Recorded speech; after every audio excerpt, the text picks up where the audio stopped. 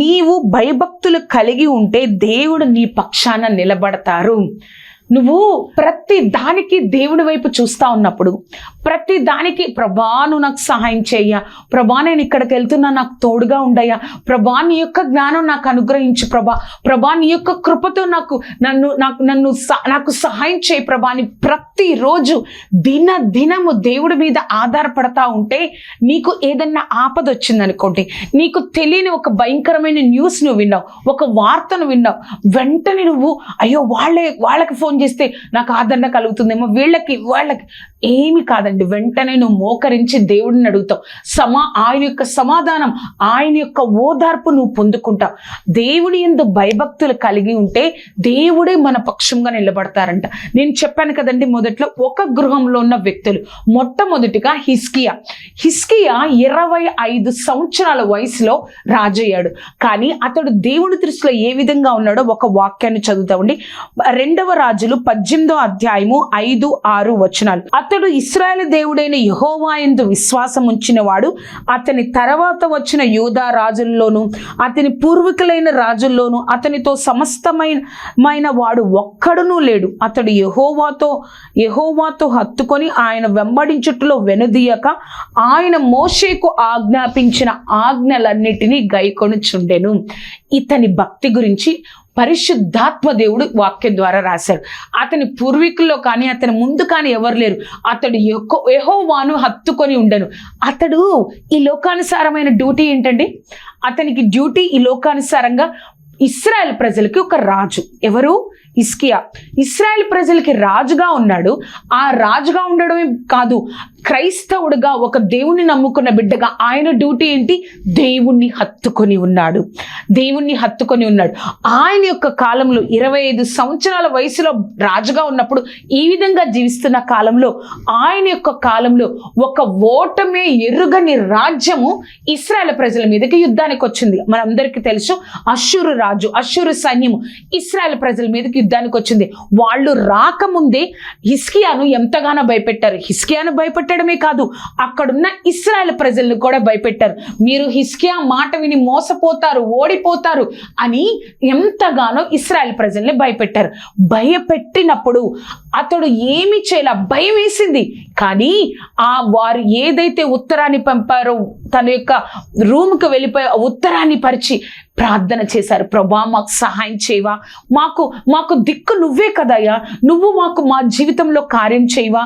ఎందుకంటే పూర్తిగా తన డ్యూటీ ఏంటి? భయభక్తులు కలిగి యెహోవాను హత్తుకొని ఉండెను అని ఉంది ఆయన గురించి కదా. ప్రార్థన చేసినప్పుడు మన గొప్ప దేవుడు ఏం చేశాడో తెలుసా? ఆ సైన్యము కూడా, ఆ యొక్క సైన్యముతో కూడా పని లేకుండా 185,000 మందిని దేవుని దూత రాత్రికి రాత్రి అష్షూరు సైన్యాన్ని సంహరించేసింది, హతము చేసేసింది. చూసారా? దేవుని యందు భయభక్తులు కలిగి ఉంటే దేవుడే మన పక్షాన ఉంటారు. భయపడిపోయారు, వాళ్ళు ఎంతగానో భయపడిపోయారు. మనం 2వ రాజులు 19వ అధ్యాయం 20వ అధ్యాయం చదివితే వాళ్ళు ఎంతగానో పడిపోయారు. 18, 19 అధ్యాయాలు చదివితే భయపడిపోయారు. ఆయన పక్షం, ఆయన కాలంలో యుద్ధము జరిగినప్పుడు దేవుడు చేసిన కార్యం కదా. అయిపోయిన తర్వాత హిస్కియాకు మరణకరమైన రోగం వచ్చింది. మరణకరమైన రోగం వస్తే ఆయన హాస్పిటల్కి వెళ్ళే గొప్ప స్థితి. ఆయన ఒక రాజు, ఆయనకి ఏమైనా లోటు ఉంటుందా? ఆయన ఒక వైద్యుని పిలిచి ఆ వైద్యం చేయించుకొని సరి చేసుకోగలిగిన స్తోమత ఉంది. కానీ హిస్కియా గోడ వైపు తిరిగి కన్నీరు విడిచుచు, ప్రభా నేను ఎటువంటి వాడినో నన్ను జ్ఞాపకం చేసుకోయా, నేను ఎలాంటి వ్యక్తినో నువ్వు జ్ఞాపకం చేసుకో ప్రభా. కన్నీరు విడిచినప్పుడు దేవుడు హిస్కియాతో చెప్పిన మాట ఏంటో తెలుసా?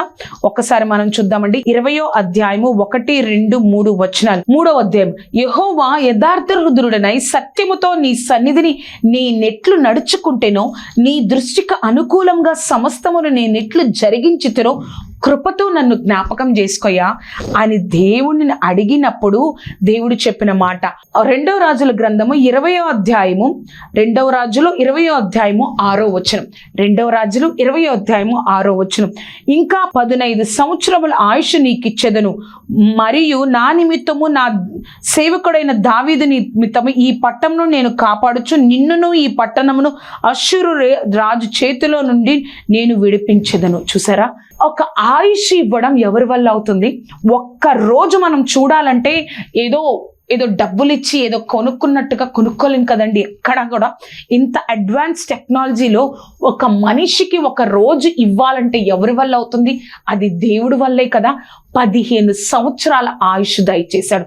అష్షూరు రాజులు ఆ యొక్క రాజుగా ఉన్నప్పుడు తను దేవుణ్ణి హత్తుకొని ఉండడం వల్ల తన పక్షాన దేవుడు ఏ విధంగా కార్యం చేశారో హిజ్కియా జీవితం ద్వారా మనం చూసాం కదా. అతను ఒక రాజే, తనకి లోటేమీ లేదు, తనకి ఏది లేదు, ఏది కావాలంటే అది సమస్తం దొరుకుతుంది. కానీ దేవుణ్ణి మాత్రం ఇదంతా నీ వల్లే కలిగింది ప్రభా, ఇదంతా ఈ యొక్క స్థితి నీ వల్లే అని భయభక్తులు కలిగి దేవుణ్ణి హత్తుకొని ఉన్నారు. అతడి పక్షంగా భయభక్తులు కలిగి ఉండడం వలన అతడి పక్షంగా దేవుడు పని చేశారు కదా. యుద్ధము లేకుండా అష్షూరు రాజును సైన్యాన్ని చంపివేశారు. ఆయుష్ను అడిగినప్పుడు అయ్యో మరణకరమైన వ్యాధి, వైద్యం ఎక్కడైనా చేయించుకోవచ్చు, కానీ దేవుడే ఆయుష్ను అనుగ్రహించారు కదా. ఇది భయభక్తులు కలిగిన వారు జీవితంలో చేసేది.